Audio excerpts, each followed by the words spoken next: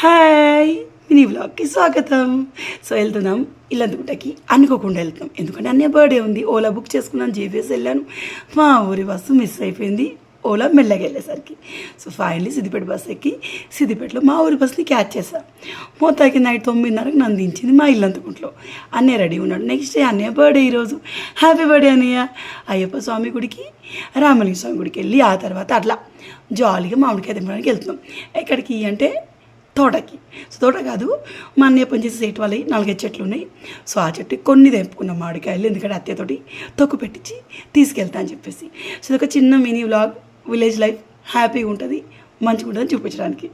So తెంపేసుకున్నాం. కొన్ని పుల్లటి షేప్ని బట్టి చూపించి, పొడుగున్న షేప్ కాయలు పుల్లగా ఉంటాయి, రౌండ్గా ఉండేవి బైగన్పల్లి కాయలు. సో రిత్తుగాడు సంబరంగా వాళ్ళ మామయ్యతోటి ఒక మామిడికాయ తెంపేశారు. సో ప్రజెంట్ అయితే ఇది ఈ రోజు లాగేనండి. సో నచ్చిందా? బాయ్, టాటా.